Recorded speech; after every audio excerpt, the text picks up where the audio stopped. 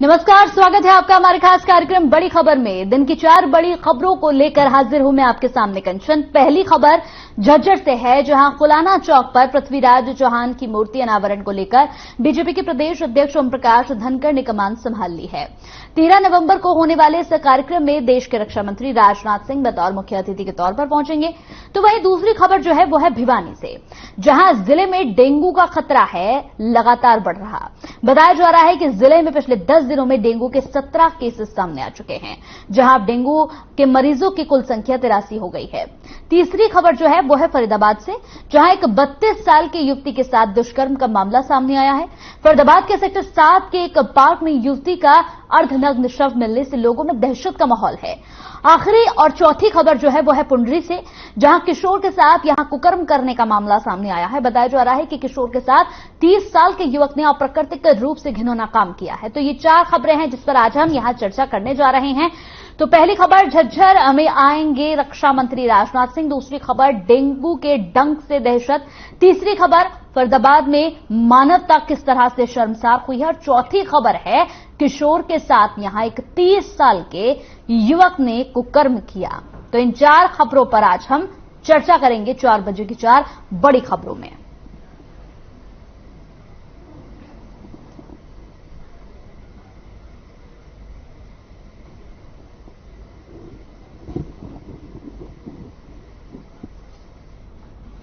तो 4 बजे की 4 बड़ी खबरों में पहली खबर की बात करेंगे। झज्जर के कुलाना चौक पर पृथ्वीराज चौहान के मूर्ति अनावरण को लेकर बीजेपी के प्रदेश अध्यक्ष ओम प्रकाश धनखड़ ने कमान संभाल ली है।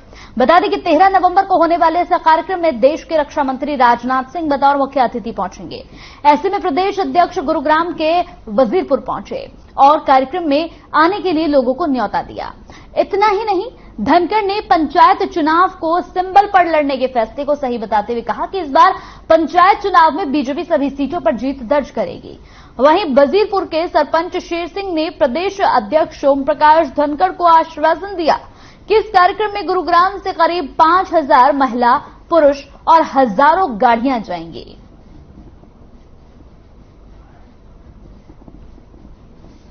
13 नवंबर को भारत के रक्षा मंत्री आदरणीय ठाकुर राजनाथ सिंह जी पृथ्वीराज चौहान हिंदू हृदय सम्राट उनकी एक विशाल प्रतिमा कुलाना चौक पर लगाई गई है, उसके अनावरण के लिए आ रहे हैं। इस मौके पर हमारे मुख्यमंत्री श्री मनोहर लाल जी वो भी रहने वाले हैं, मैं स्वयं भी रहने वाला हूं।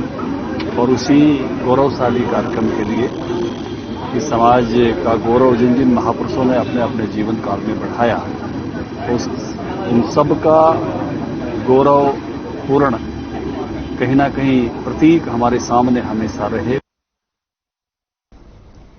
तो इस पूरी खबर पर हमारे साथ गुरुग्राम से ब्यूरो हेड सुशील सिंह हमारे साथ जुड़ गए हैं। सीधा लाइव उनसे बात करेंगे। सुशील जी, जिस तरह से यहां पर पृथ्वीराज की प्रतिमा का अनावरण होने जा रहा है 13 तारीख को, किस तरह की तैयारियां की गई हैं वहां पर?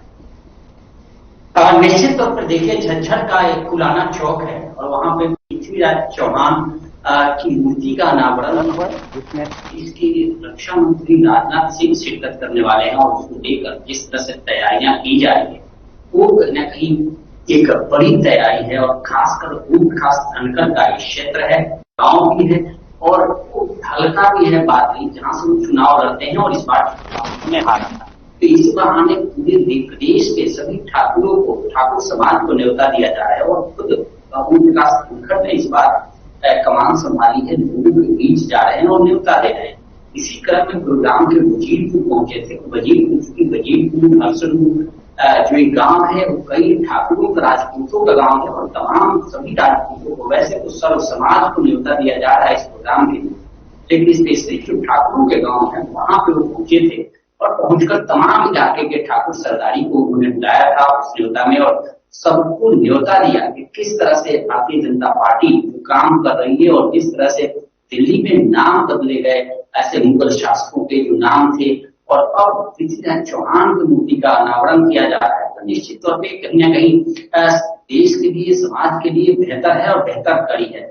ऐसे में राजनाथ सिंह आने के लिए जब राजी नहीं हो रहे थे ऐसे कार्यक्रमों में, लेकिन जब बताया गया कि पूरे देश का गौरव है और साथ ही सभी समाज के लोग इसमें एकत्रित हैं, तो यह एक रैली का रूप कार्यक्रम लेगा और उसको लेकर तैयारियां जोरों पे है। जब कल वजीरपुर पहुंचे थे तो वजीरपुर में सबसे एक लिखा भी गया, सबसे पूछा गया कि आखिर कौन से किस गांव से कितने लोग आए, तो तमाम कल वजीरपुर इलाके से 5000 लोगों की लिस्ट बनी और करीब हजारों के आसपास छोटी और बड़ी गाड़ियों की लिस्ट बनी, जिन गाड़ियों में सवार होकर इस रैली में लोग जाएंगे शिरकत करने, इस कार्यक्रम में जाएंगे शिरकत करने, और 5000 का आश्वासन दिया है कि ही ओम प्रकाश धनखड़ तमाम क्षेत्रों में जा रहे हैं और जाने के बाद लोगों को न्योता दे रहे हैं। जी बिल्कुल, अगर देखा जाए सुशील जी, जिस तरह से यहाँ पर अभी कहा गया कि लगभग 5000 के आसपास यहाँ पर महिलाएं और पुरुष इकट्ठा होंगे और इसके साथ ही कई गाड़ियां भी इस काफिले में यहाँ पर जरूर पहुंचेंगी। सुरक्षा के लिहाज से देखा जाए तो किस तरह के एहतियात कदम यहाँ पर सुरक्षा के लिहाज से उठाए जा रहे हैं?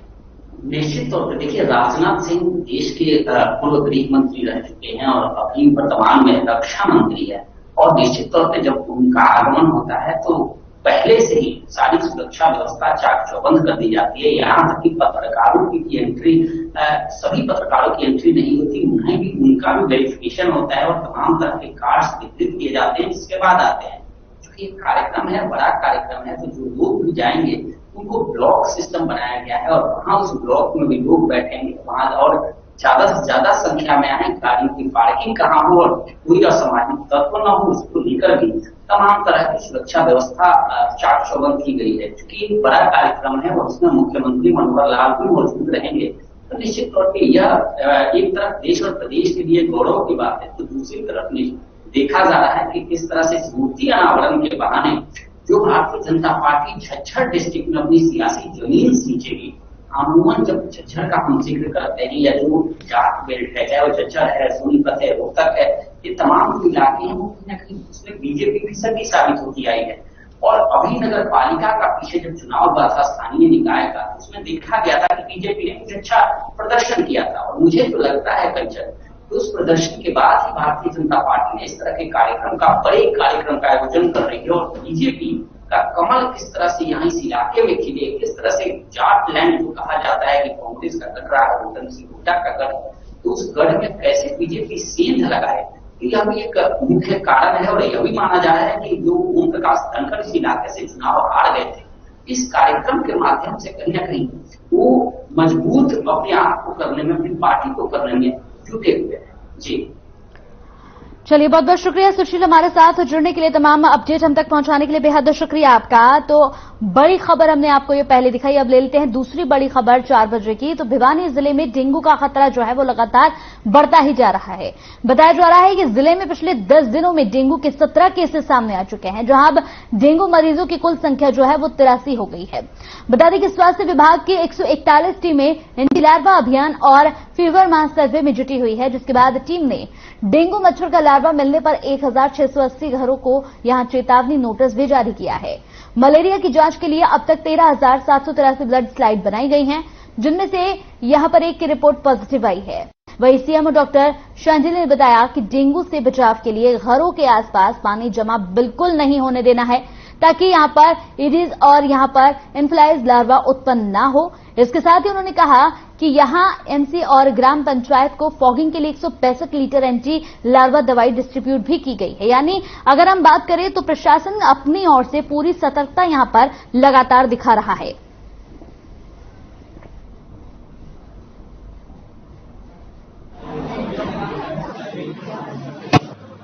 पानी में जैसा कि अभी जो है डेंगू के 83 केसेस अब तक रिपोर्ट हो चुके हैं और उसमें से 9 केसेस जो हैं अभी हमारे एक्टिवली एडमिटेड हैं। और डेंगू को ही देखते हुए हमने हमारा, जैसे मैं पहले भी बताया है कि हमने अपने रक्त कोष से जो है पेशेंट्स को प्लेटलेट्स की सुविधा शुरू कर दी है। उसके लिए हम रैंडम डोनर प्लेटलेट्स अभी प्रोवाइड कर रहे हैं। जैसा कि मैं आपको बताना चाहता हूँ कि अक्टूबर में जो है हमने थ्रोम्बोसाइटोपेनिया के लगभग 113 आरटीपी जो है इशू करे हैं और पिछले 8 दिनों में भी जो है हम 33 यूनिट आरटीपी जो है इशू कर चुके हैं। इस पूरी खबर पर ज्यादा जानकारी के साथ संवाददाता दीपक हमारे साथ फोन लाइन पर जुड़ गए हैं। दीपक, जिस तरह से डेंगू मरीजों की जो संख्या है वो बढ़ रही है, 83 पहुंच चुकी है डेंगू मरीजों की संख्या, प्रशासन भी अपनी ओर से पूरा एहतियात कदम उठा रहा है, तो फॉगिंग की किस तरह की यहां पर कवायद चल रही है? बिल्कुल, आपको बता दूं कि डेंगू के जो मरीज हैं पूरे भिवानी के अंदर काफी संख्या के अंदर बढ़ रहे हैं। 83 का जो आंकड़ा है ये पार कर लिया है। आपको बता दूं कि जिस प्रकार से मरीज बढ़ रहे हैं, हालांकि प्रशासन का कहना है कि लोगों को जागरूक होने की जरूरत है। जो भी पानी जो ठहरता है, साफ पानी में डेंगू का मच्छर जो है वो पनपता है। प्रशासन का कहना है कि लोग जागरूक हो, अपने आसपास जो है पानी ना ठहरने दे, इसके लिए व्यवस्था करें। हालांकि नगर परिषद को भी आदेश दिए गए, नगर परिषद के कर्मचारी जो है वो फॉगिंग करें। हालांकि जो दवाई है वो भी स्वास्थ्य विभाग ने नगर परिषद को जो है वो दे दी है, ताकि फॉगिंग हो सके और जो मच्छर है उसको मारा जा सके और जो डेंगू के मरीज हैं वो लगातार ना बढ़े, क्योंकि डेंगू का जो मच्छर है वो दिन में पनपता है और दिन में ही काटता है। उसकी वजह से जो डेंगू है ये लगातार जो है भिवानी में फैलता जा रहा है। भिवानी के चौधरी बंसीलाल हॉस्पिटल के अंदर 9 ऐसे मरीज हैं जो एडमिट है, जिनका इलाज जो है वो चल रहा है। हालांकि प्रशासन का ये कहना है कि स्वास्थ्य विभाग का कि सारी दवाइयां उनके पास मौजूद है, किसी को घबराने की आवश्यकता नहीं है। अगर डेंगू के लक्षण आते हैं तो तुरंत स्वास्थ्य विभाग उसका इलाज करेगा। उसके लिए भिवानी के चौधरी बंसीलाल हॉस्पिटल के अंदर वो आए ताकि उनका इलाज किया जा सके। बिल्कुल दीपक, अगर हम बात करें तो भिवानी में अब तक कितने केसेस सामने आ चुके हैं?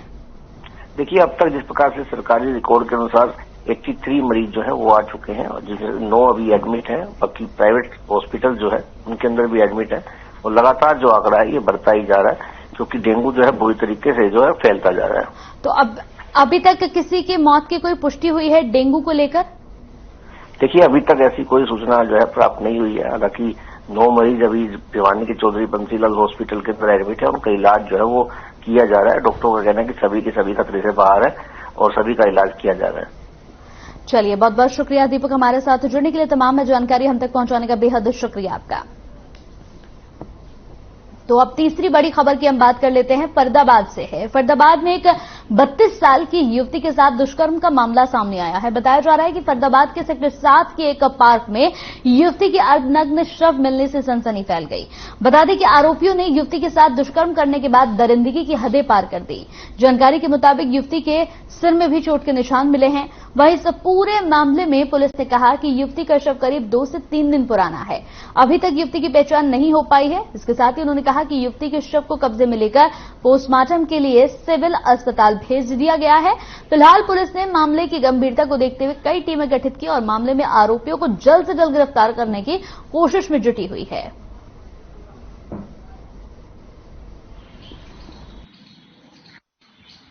बैक साइड में बंद गली है।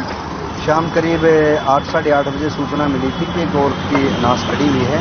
जो हम मौके पर पहुंचे तो नाश वहाँ पे एक करीब 30 साल की उम्र की औरत थी। वो शर में उसको हल्की सी चोट लगी पाई गई और ऊपर उसका जो नीचे से वो नंगी थी, ऊपर से उसने सूट पहना हुआ था और उसका अभी तक पहचान हुई है।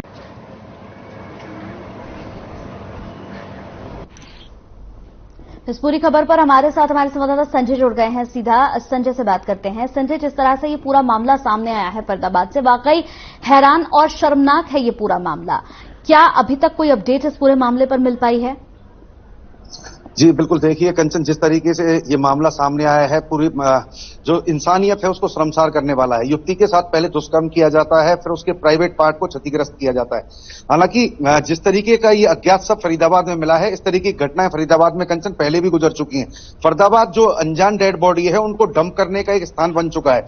कहीं ना कहीं ये पुलिस की पूरी तरह लापरवाही है। आप देखिए, जो सेक्टर 7 का जो मामला है, ये एरिया पूरी तरह हाउस जो रेजिडेंशियल एरिया है, कहीं इस तरीके का एरिया नहीं है जहां पे लाइट की सुविधा ना हो, बिजली की सुविधा ना हो या फिर चौकीदार ना रहते हो। लेकिन उसके बावजूद भी 2 दिन तक वहां पर सब पड़े रहना कहीं ना कहीं पुलिस की जो और सीआईडी की जो खुफिया तंत्र है उसकी नाकामी दर्शाता है। जब रात को 8:30 बजे पुलिस के पास किसी राहगीर ने, या हम बात करें सेक्टर 7 निवासी ने, जब पुलिस को सूचना दी कि यहाँ पर एक डेड बॉडी पड़ी हुई है, उसके बाद पुलिस हरकत में आई।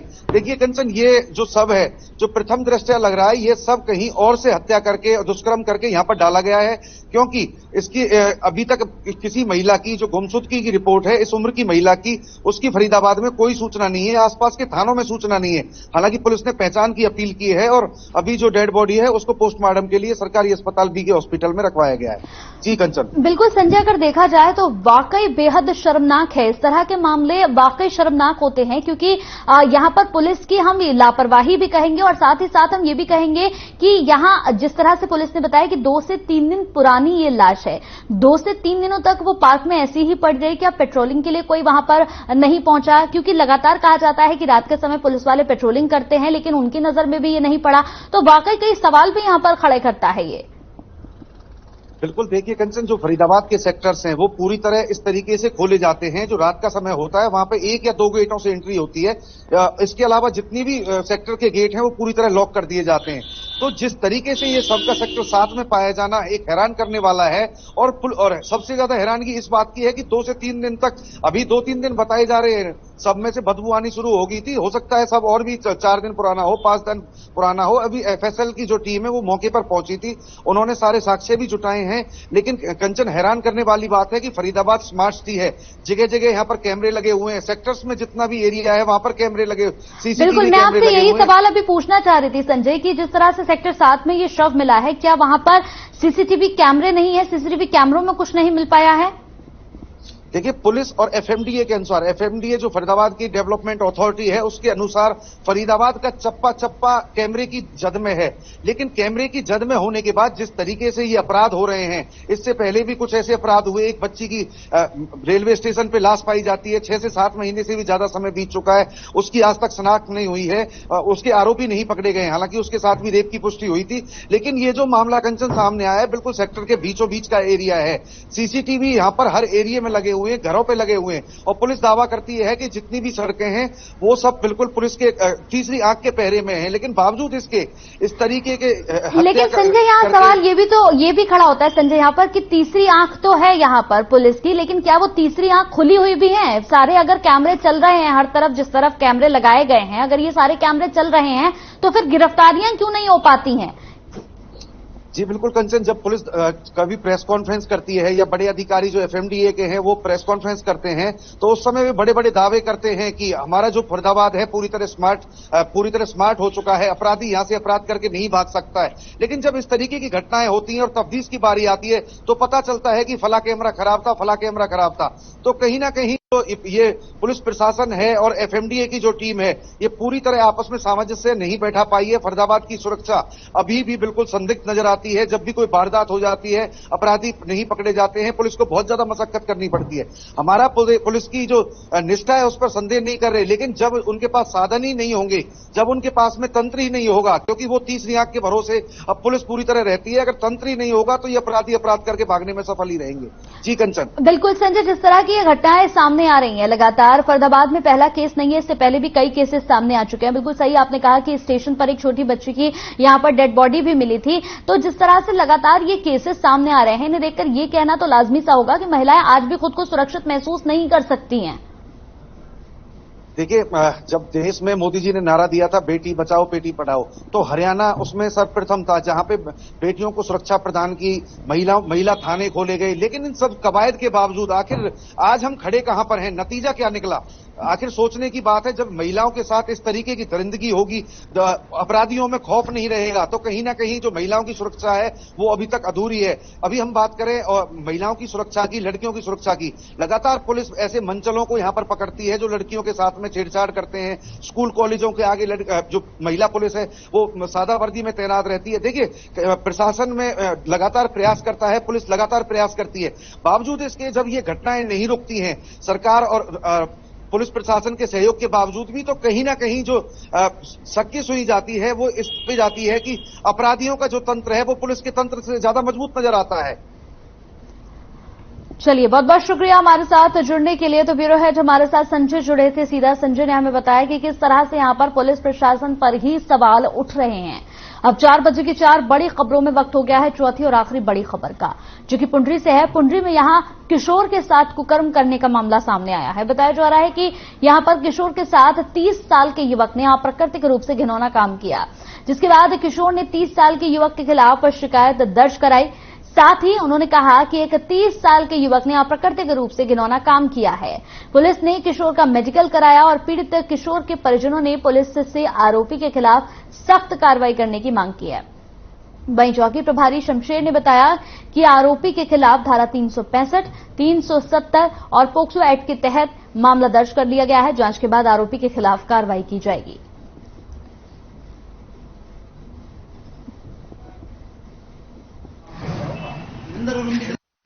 एक 5 वर्षीय बच्चे के पिता ने हमारे को पुलिस चौकी पुंडरी में शिकायत दी थी कि मेरे 5 वर्षीय बच्चे के साथ 30 वर्षीय युवक ने अप्राकृतिक कार्य किया है, जिस पर मुकदमा दर्ज करके तफ्तीश जारी है।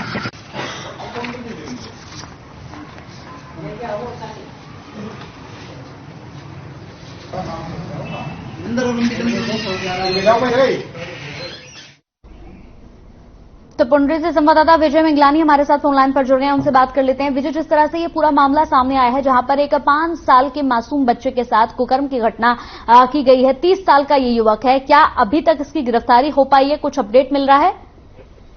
जी, इसको गिरफ्तार कर दिया गया है, उसका मेडिकल भी करा दिया गया और इसको गिरफ्तार करके इसकी कार्रवाई आज कोर्ट में पेश किया गया। जी, जिस तरह से यहाँ पर ये 5 साल का मासूम बच्चा था, परिवार वालों का क्या कहना है इस पूरे मामले पर? आपकी बातचीत हो पाई है? जी, परिवार वालों का कहना है कि ये समाज के नासूर हैं, इनके खिलाफ सख्त से सख्त कड़ी कार्रवाई की जाए ताकि ये दोबारा सिर न उठा सकें। जी, बहुत बहुत शुक्रिया।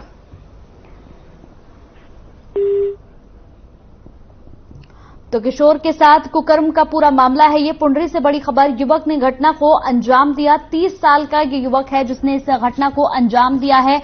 सबसे बड़ी बात है कि ये वाकई हैरान करता है कि इस तरह के मामले लगातार होते हैं, कई मामले सामने आ चुके हैं। पुंडरी की ये पूरी खबर है जहां युवक ने घटना को अंजाम दिया। 30 साल का ये युवक है जिसने इस घटना को अंजाम दिया। आरोपी के खिलाफ परिवार वालों ने यहां पर गुहार लगाई है पुलिस प्रशासन ने कि आरोपी पर सख्त से सख्त कार्रवाई होनी चाहिए। 5 साल का मासूम बच्चा है ये।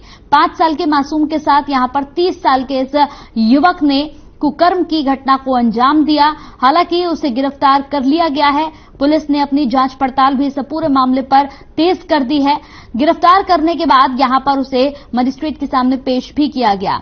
तो 30 साल का यह युवक है जिसने 5 साल के मासूम बच्चे के साथ इस हैवानगी की घटना को अंजाम दिया, जिसके बाद मासूम बच्चा बेहद डरा हुआ है और उसने अपने घर वालों को अपनी आपबीती बताई, अपने घर वालों को सब कुछ शेयर किया, जिसके बाद घर वाले बेहद नाराज, बेहद गुस्से में, उन्होंने तुरंत इस पूरे मामले को लेकर पुलिस प्रशासन को अवगत कराया। पुलिस ने उसकी कंप्लेंट करने के बाद उसे गिरफ्तार कर लिया गया है। हालांकि गिरफ्तार कर उसे मजिस्ट्रेट के सामने पेश किया गया। तो 4 बजे की 4 बड़ी खबरों में हमने आपको 4 खबरें दिखाई। इसी के साथ इस बुलेटिन में इतना ही। नमस्कार।